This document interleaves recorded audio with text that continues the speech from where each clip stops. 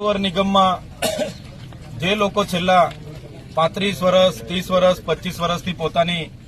સેવા આપતા હતા એ તમામ લોકો લેન્ડ લૂઝરો છે, જેમની જમીનો સરદાર સરોવર પરિયોજનામાં ગઈ છે અને એમની 7 જેટલી માંગણીઓને લઈને એમણે અનેકવાર જેપી ગ્રુપના મેનેજમેન્ટ સાથે એમણે ચર્ચાઓ કરી હતી, પણ એમની માંગણીઓ સ્વીકારવામાં ન આવતા આખરે એમણે છેલ્લો નિર્ણય સ્ટ્રાઇકનો લીધો। 17/1/2026 થી એ લોકો સ્ટ્રાઇક પર બેઠા હતા। તે દિવસે અમે પણ મુલાકાત લીધી હતી અને મેનેજમેન્ટ સાથે વાત કરી હતી। બાદમાં 18 તારીખે પણ અમે આવ્યા હતા અને મેનેજમેન્ટને સાથે રાખીને એનું સુખદ નિરાકરણ આવે એના માટે અમે પ્રયાસો કર્યા। આખો દિવસ 1 બાય 1 વાતોથી ચર્ચાઓ ચાલુ થઈ, પણ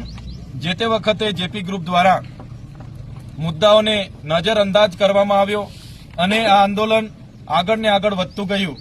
ત્યારે આ 182 કર્મચારીઓના આંદોલનને આજે 15 થી પણ વધારે દિવસ ધરણાના થયા હતા અને ગતરોજ એમના આંદોલનના સાથીઓ મને મળ્યા અને ફરી આજે પણ એ જ મુદ્દાઓને લઈને એ મેનેજમેન્ટ સાથે અમે બેઠા। ત્યારે એમાંથી જે 7 માંગણીઓ હતી એમાં 6 માંગણીઓ એમણે આજથી જ સ્વીકારી લીધી છે અને જે 7મી માંગણી પગાર વધારાની હતી એના માટે એમણે હાલ પૂરતા 62 જણ આમાંથી 62 જણની યાદી બનાવી છે અને એ 62 જણને હમણાં પ્રોમોશનના ભાગરૂપે ઉપર લઈ જવાના છે અને બીજા પણ 20 થી 25 લોકો આમાંથી બીજાને પણ અપગ્રેશન એ લોકો આપવાના છે એવી એમણે બાહેધરી આપી છે અને એમણે કીધું છે કે 1 એપ્રિલથી એમને તમામ કર્મચારીઓના એમના કામના પ્રકાર પ્રમાણે એમની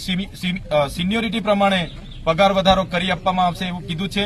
સાથે જેપી કંપનીએ એમના લેટર હેડ પર સરદાર સરોવર નિગમ સાથે રહીને એની લેખિત બાહેધરી પણ આપી છે। ત્યારે આ આંદોલનને અમે સુખદ એનું નિરાકરણ માનીએ છીએ અને જેટલા દિવસ પણ આ લોકો ધરણા પર હતા અમે મેનેજમેન્ટને વિનંતી કરી છે દિવસનો પણ આમનો પગાર નહીં કપાય, એ પગાર પણ મોડો વેલો આમનામાં જમા કરવાની એમણે ખાતરી આપી છે। ત્યારે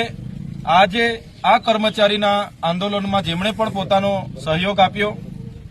જેમણે પણ સહકાર આપ્યો એવા તમામ રાજકીય, સામાજિક, ધાર્મિક જેટલા પણ લોકો આમના સમર્થનમાં હતા એમનો બધાનો આભાર માનીએ છીએ।